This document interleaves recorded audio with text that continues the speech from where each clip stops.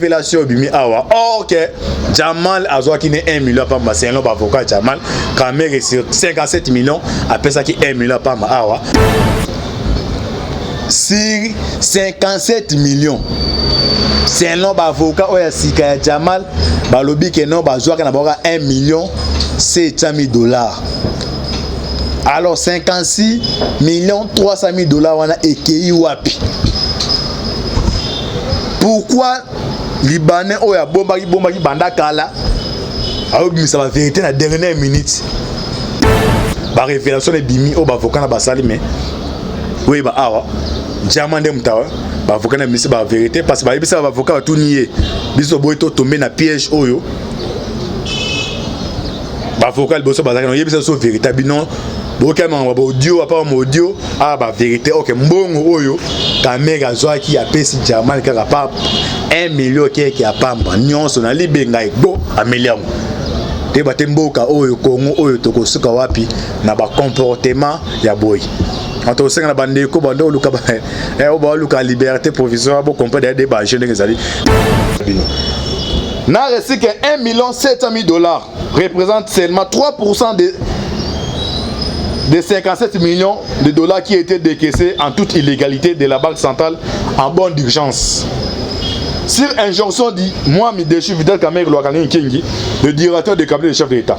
Compte tenu du fait que Sami Jamal, le coacquisé de Vital Kamerhe Lwakani, s'est afin décidé de dire la vérité, rien que la vérité.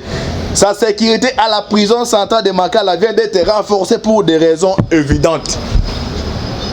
Pourquoi Jamal na cellule va renforcer la sécurité? Pour dire Batouana, au monde de Kamerhe Basangana Bata FC7.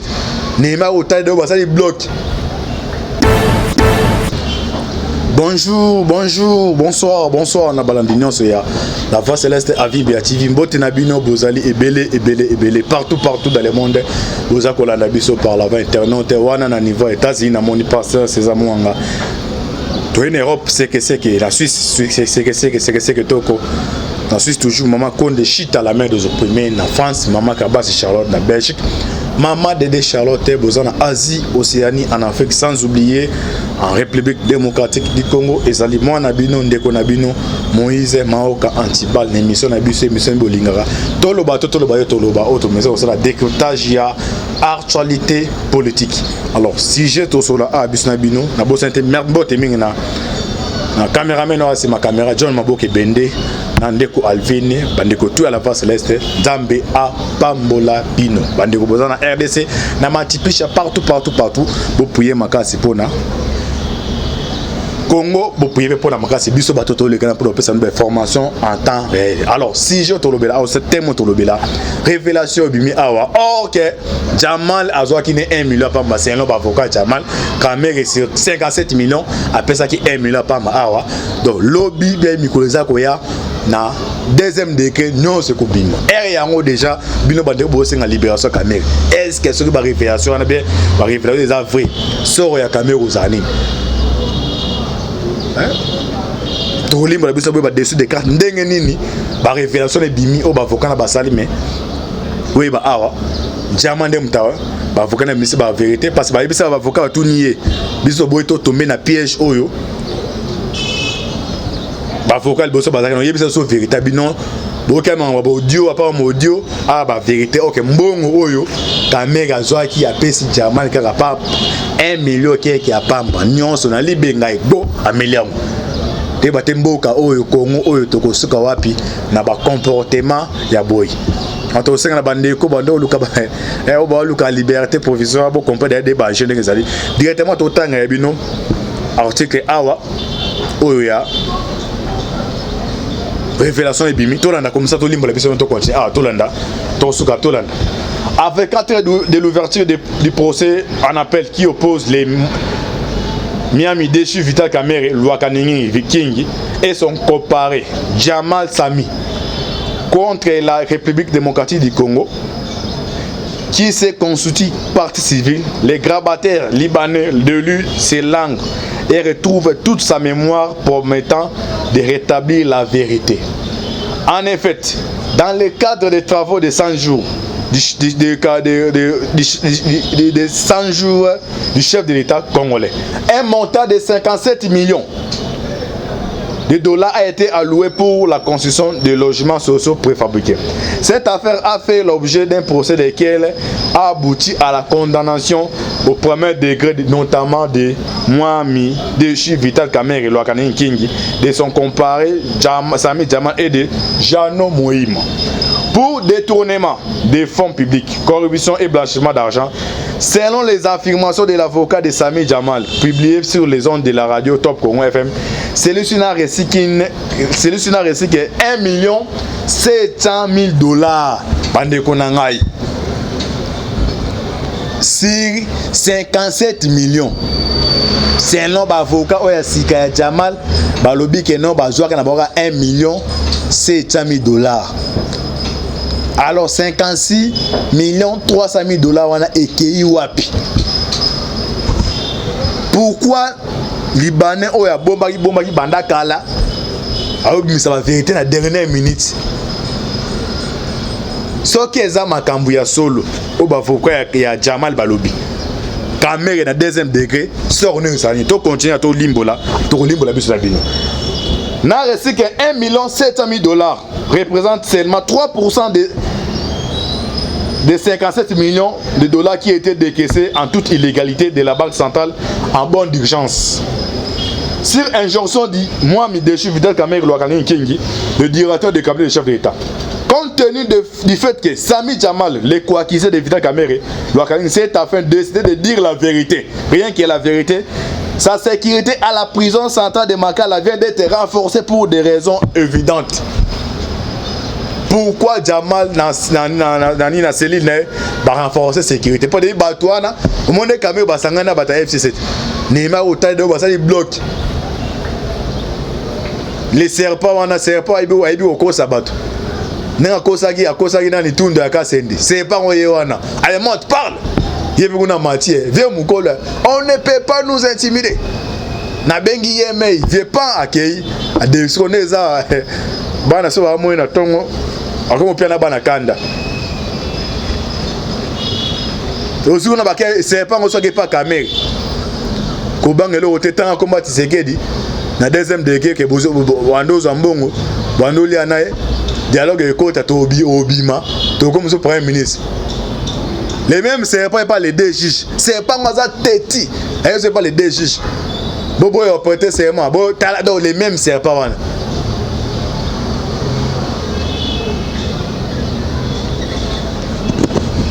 Compte tenu du fait que Sami Jamal, le co-accusé de Vital Kamerhe Lwakani Nkingi, s'est afin d'essayer de dire la vérité, rien que la vérité, sa sécurité à la prison centrale de Makala avait été renforcée pour des raisons évidentes.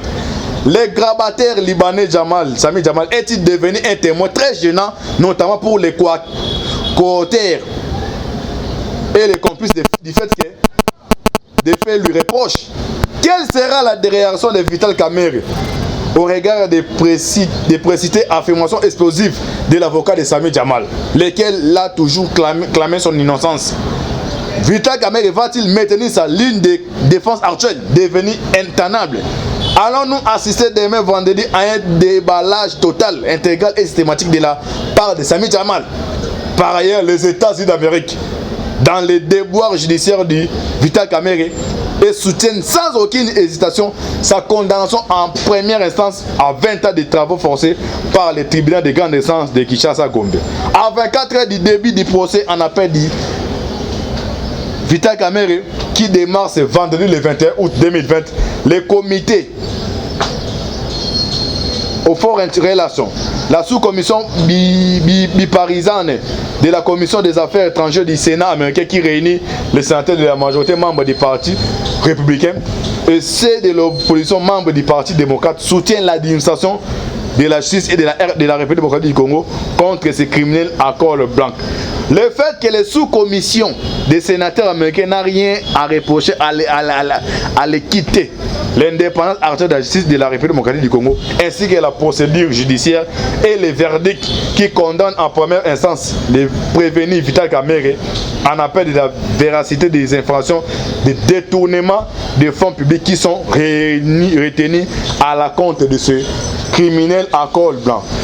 Tout l'argumentaire de Vital Kamerhe qui insinue être victime d'un procès politique qui a été orchestré avec un dossier d'accusation vide,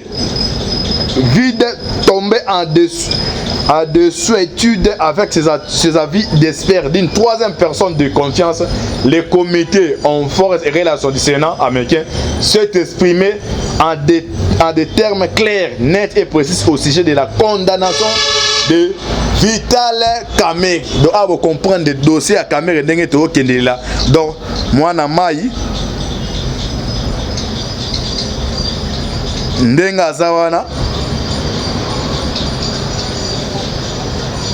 bazali, makamukune neza koyinda makasi, sont fait prévu, à cause la condamné.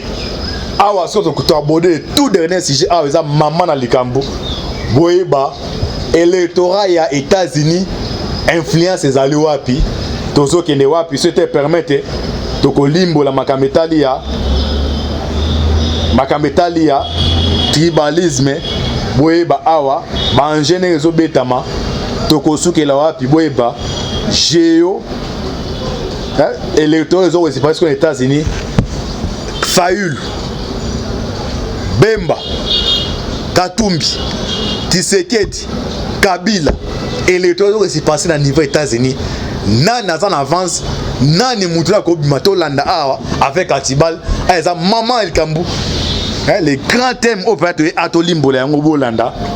Donc autant que tout ça ba analyse avec Bino pour n'abord comprendre que non.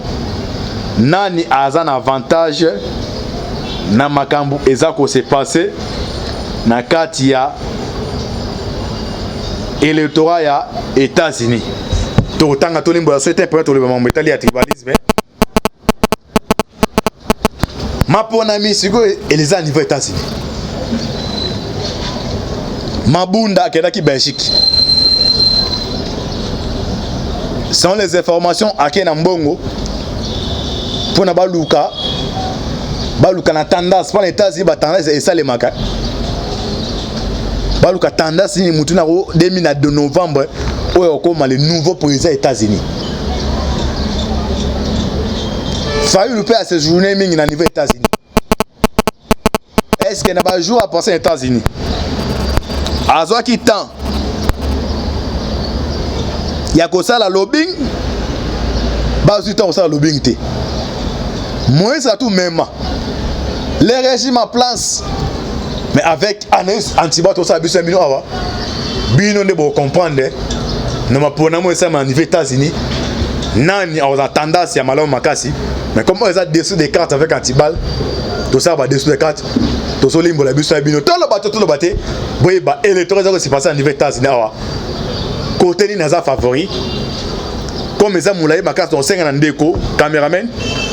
Ah si les minutes ou tika na balé nos attend na gilet temps pendant son temps ko conclut pe bané wa benga antibalo potie basije malam mais tenzo permet était non 5 ndeko caméraman asa na sina maboko anaye ba minutes na balé no jauger pona pardon.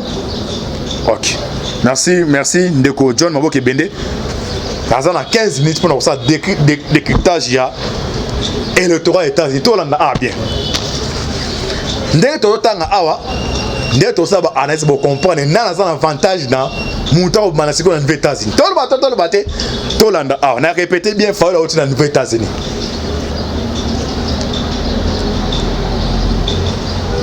Bemba Katumbi Joseph Kabila y compris Tshisekedi. En novembre déjà Mkolo yo le monde a été baoyeba nani a commis président États-Unis. Et c'est donné trop aux à la réélu avec Makambo to ça la biso bino andé tokoyeba qu'est-ce qui va se passer. Dans le bateau avec nulle part ailleurs avec Antibal déboyeba dessous des cartes. Que vous savez mettre que non coup d'état na carte Afrique pour nos bêtes en faut la communauté internationale a s'en informer. Ba de batara tembe. Yango na Mali. Ba militaire bêta moi mais soutien Liban des arts. Vous qui va déclarer ça, Union africaine a condamné les États de réaction. Si on va connaître que va au courant dans côté. Et ça, on a payé au Burundi. Pierre Kouroundi a kufa o. Akin abima dans les bandes qui n'ont sommet mon boana. Pas coup d'été bétain, pas à les bandes on a abrigué 3e mandat. Les États ça commence au courant la planète, ça de toute la façon zone ça y est. Na Togo coup d'été bétain, 3 personnes va s'autoprogrammer, va éliminer bango. Et là très bien le on sort. Toi dans ce électorat dans avance. Qu'on appelle Jeannette Kabila ça. Ne va pas passer na batune mais de total awa bon comprendre ce que électorat États-Unis politiciens congolais ne ont un avantage toi on a vu ça mais tout là awa République démocratique du Congo les États-Unis d'Amérique politique business connexion vous comprenez les chaînes on est c'est pas tout là la veuve de John McCain soutiendra John Biden à la présence de la convention démocratique ce soir. Pendant des années, Donald Trump a attaqué son mari avant et après sa mort. Cindy McCain est amie au couple Mutombo Dikembe. Vous comprenez? Vous comprenez ce que ma camiso Kendi là. Et tout le bateau, on a répété, vous comprenez l'électorat États-Unis, politiciens congolais ont avantagé ma casse. Ah bon, vous comprenez? Ne ma soeur Zobetam. La veuve de John McCain soutiendra John Biden à la présence de la convention démocratique ce soir. Pendant des années, Donald Trump a attaqué son mari avant et après sa mort. Cindy McCain est amie au couple Mutombo Dikembe. Elle avait visité la République démocratique du Congo en 2015. Jill Biden, épouse de Joe Biden, avait visité à la République démocratique une année plus tôt, en juillet 2014. Elle s'était rendue à l'hôpital de Pandi, dirigé par docteur Denis Mukwege.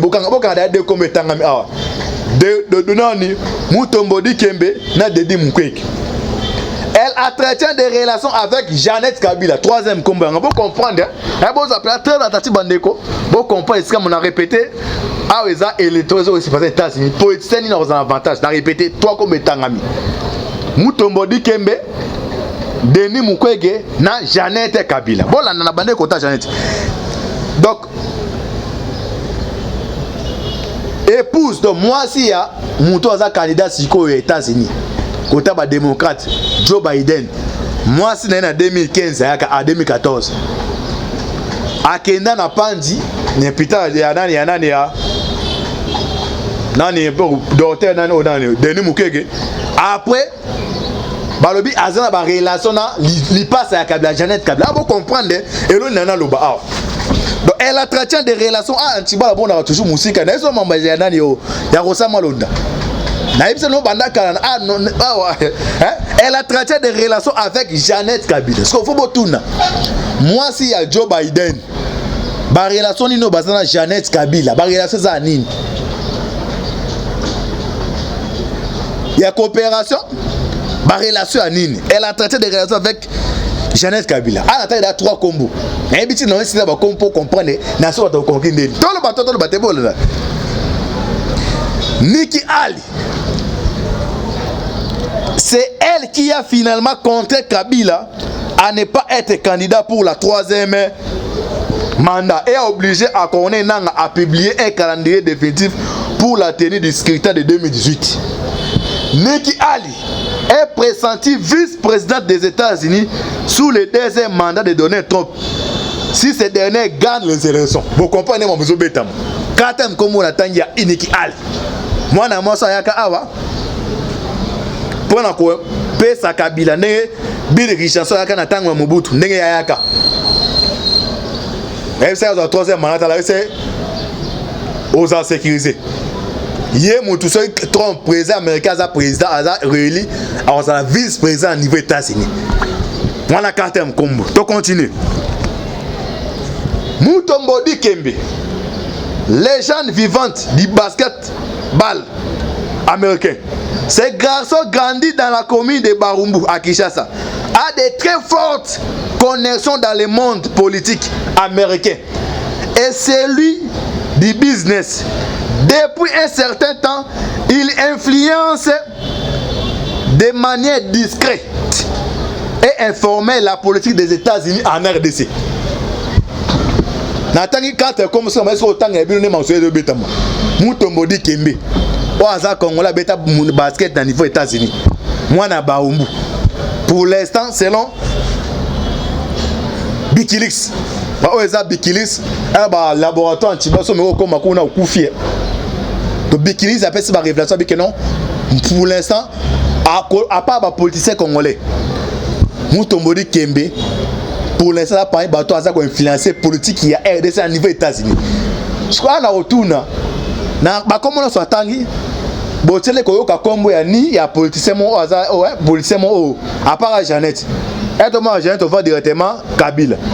Mais donc, ni Tshisekedi ni Faïsou, bon comprendre.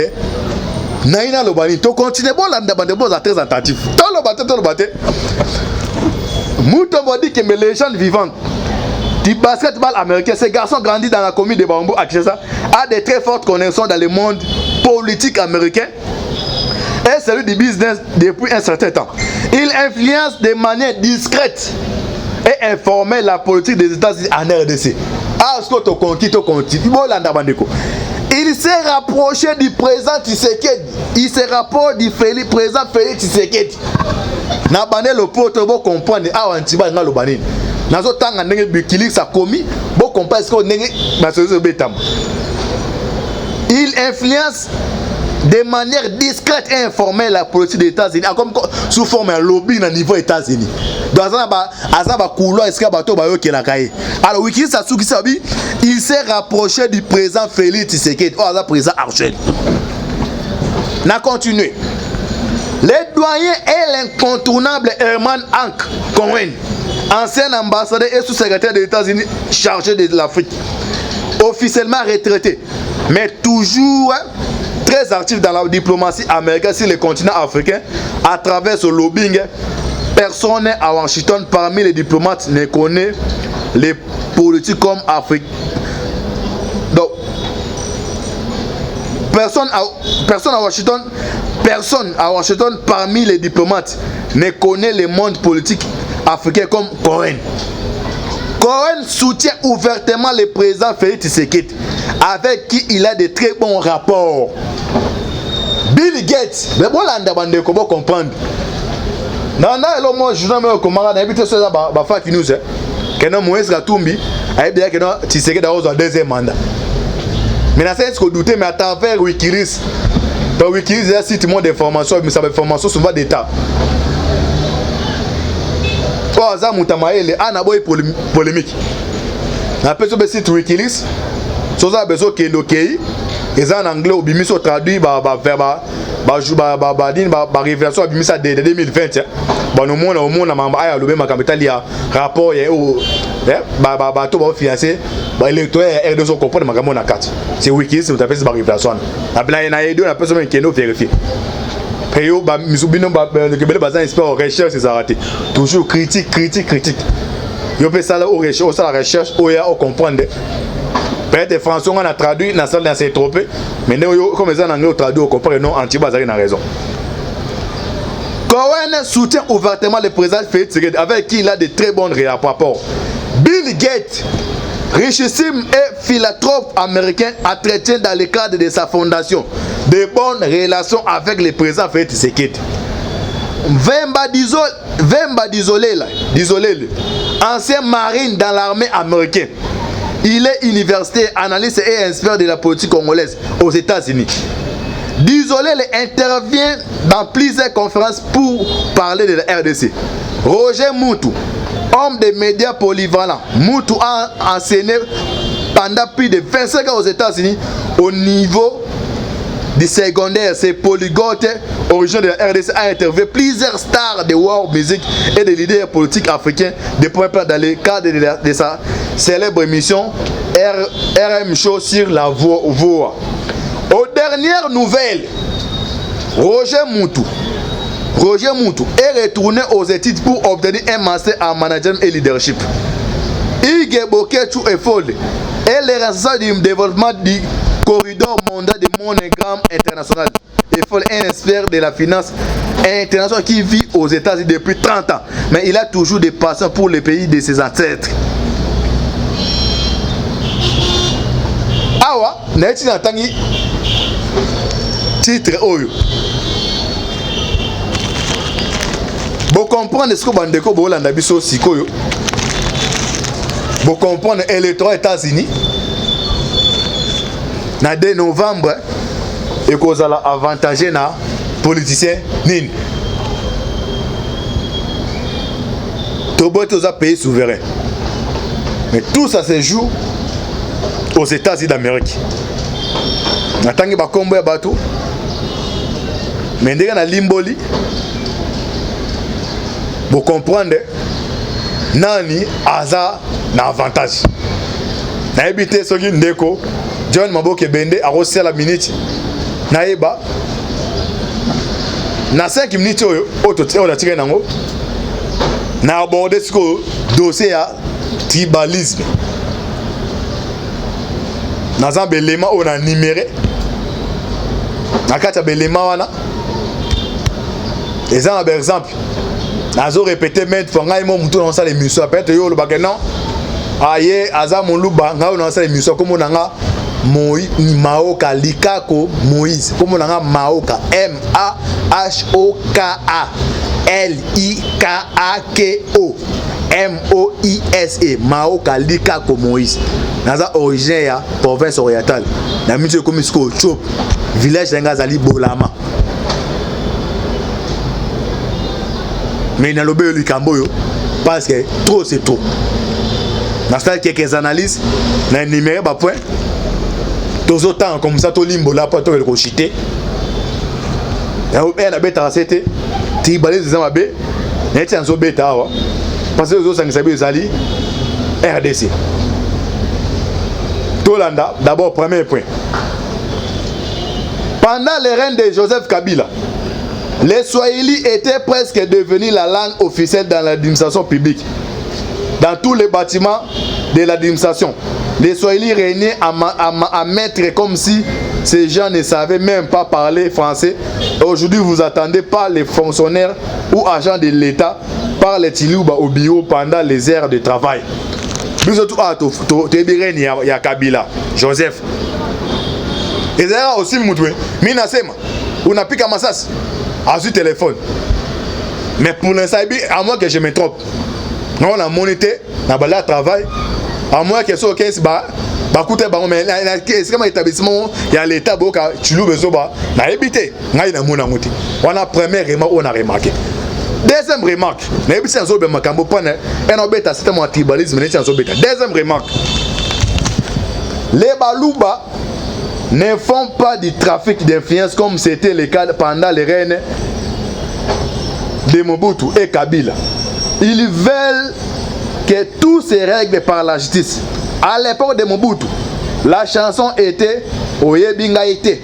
Pendant les règnes de Kabila, Mukamate, vous attendez le loup à se comporter de la sorte parce que leur frère est au pouvoir. Pour Nangaï, non et non. Nous n'avons plus qu'à massage de Ibango. Mais à au moins, il y a un arto makambo et salema. Non, on a mon amour. Troisième élément. Quand un Swahili est arrêté par la justice, le cas de Vital Kamerhe, ses frères font des marches de soutien et tuent le louba au Kivu. Pendant ce temps, John Tumba est en prison pour les mêmes faits. Les loups applaudissent et encouragent la justice à faire son travail. Pas de marche de soutien au bénéfice de leurs frères. Au même moment, un certain Mouami, un Moulouba, travaillait à la présidence de la République, est également arrêté. Ses frères Balouba encourageaient la justice. Voilà troisième remarque. Quatrième remarque, Goïka Sanch, on a entendu le dernièrement. Bon, tu comprends, moi qui a azulu pa unae oh justice akati ndenge justice sala musana kati makam Tu sais comment la tête non? Toi tu es dans le poteau comme ça, tu limbo la lingala.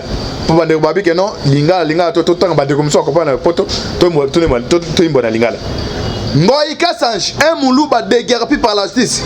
Aucun moulouba ne parle d'un acharnement contre leurs frères. Pour eux, moi qui dois rentrer dans ses droits et que la justice fasse son travail. Et si c'était Matata Pono qui était à la place de Kassanji, et c'était Shadari, Mila Maroubewa, les drapeaux de la sécession allaient déjà flotter sur les seuls Congolais qui sont vraiment tribalistes. Bon, et Kassanji Moulouba, qui est le banda, Mounkan l'a vu, Tobite tribalisme. Mais sur les acquis, Moussouaï, le moment, héros de Jomona. Moutati verse batemi na sima ya caméra. Nous, les ressortissants, Bandeko, pardon vraiment na bolingo ya Ntambe. Toti ke loko yo. Toti ke loko yo. Tribali beza mabe. Toti kango. Tobo était mouta na appartenance politique, dans la démocratie mais sur le côté tribalisme ne mabe. Parce à travers le tribalisme, au bout de Konayo. Bemba, moi c'est Naza Mouloubat. Fayoul, moi c'est Naza Camerounais. Mouzitou, moi c'est Naza Mouloubat. So pourquoi beaucoup d'attraits non? Babala Balouba, parce que pourquoi à te bino biso bino bandeko, beaucoup en bilo kona, bandeko bochikango et ça malamute. Merci mingi. Ndamba pambola bino. Na pesi dessous des cartes librement en Kametalia. Dossier à caméra, or que la révélation bimi, c'est un avocat Jamal a besoin de 1 million pour avoir la vérité. Par renforcer la sécurité au niveau de la CSI de Makala et aussi quand on est tombé, mais l'électorat États-Unis, par position on a un avantage, soit il président ce cabinet en novembre, tout le monde a tribalisme. C'était votre humble serviteur Moïse Mamo Kantiba, on a qui uniquement pour faire ça dessous des cartes, où ça s'est passé dans la carte démocratique du Congo. Zambe Apambola Bino. Merci à John Maboke Bende. Pour partager la vidéo. Pour aider Bisso. Avec Mouké, vous allez les canapés pour permettre un plateau spécial. Tous en matin, Bisso, vous allez Mouké. Mais avec aide, vous permettre tout ça, le moment pour une bonne information à Tarel. Zambe Apambola Bino. Affaire à suivre. Ciao. Le temps passe. Et ne s'arrête jamais. Alors réveille-toi, mon ami. Et tout ce qui nous quitte chaque jour, laisse que cela nous serve de leçon. Car à chacun son jour, à chacun son tour. Peut-être demain sera ton tour. Alors réveille-toi et prépare ton âme. Car un jour. Oh, oh, oh, hey. Oh, oh, oh, oh. Le temps passe, le jour s'envole, s'en va si vite sans laisser de traces.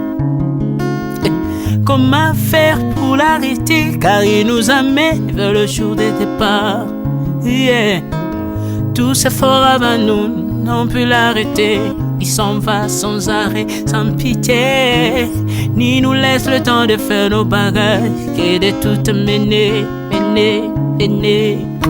Le temps passe, le jour s'envole, s'en va si vite sans laisser de traces. Comment faire pour l'arrêter, car il nous amène vers le jour de départ. Tous ces forts avant nous n'ont pu l'arrêter. Il s'en va sans arrêt, sans pitié, ni nous laisse le temps de faire nos bagages et de tout amener. Il s'en va seul sans nous. Faut me perdre tout plutôt que de perdre son âme, à quoi bon tout gagner, ben sera que vanité.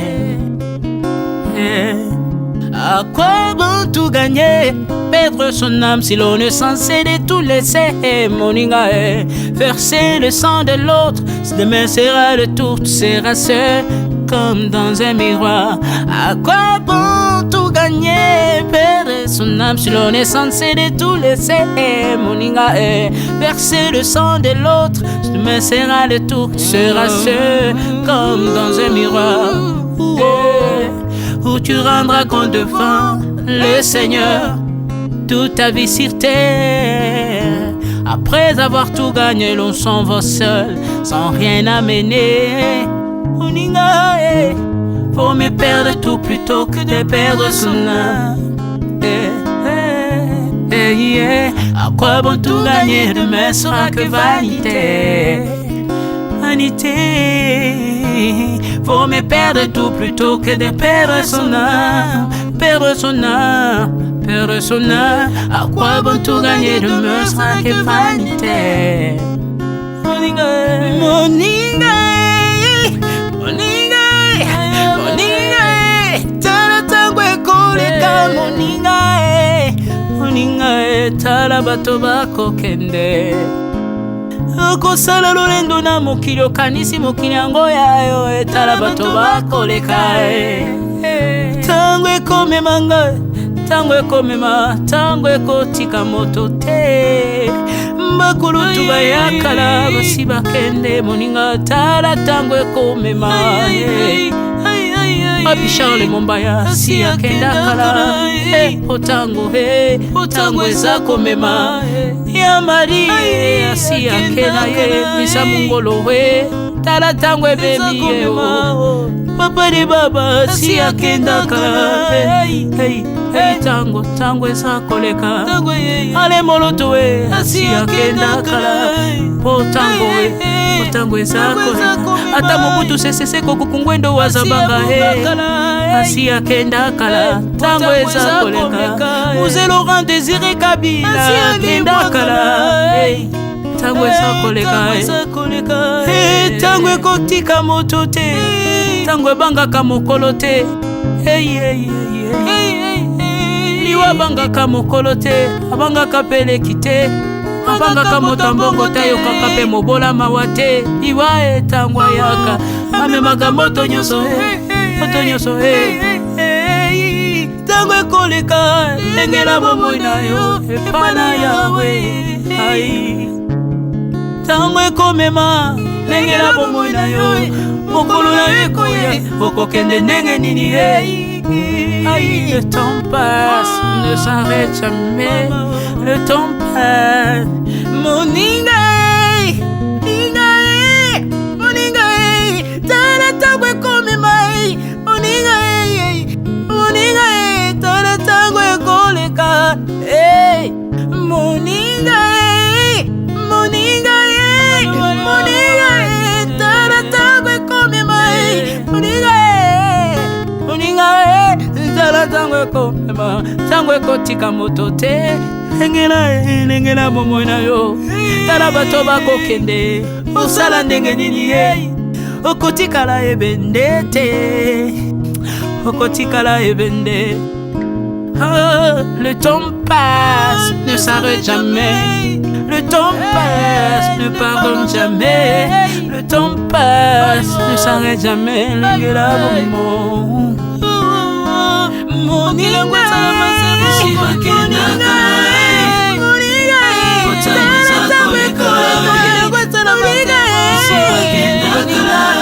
tala tango ekoleka. Ekolo nyonso bato bakokende. Nalela mpona nini nalela mpona nini. Tango eza koleka.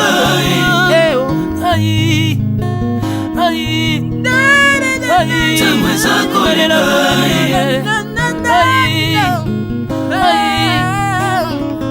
Tango eza koleka. Le temps passe. Alvin et Bea, tala tango ekoleka. Tala tango ekoleka. Nabongisa bomona nga mpona nini.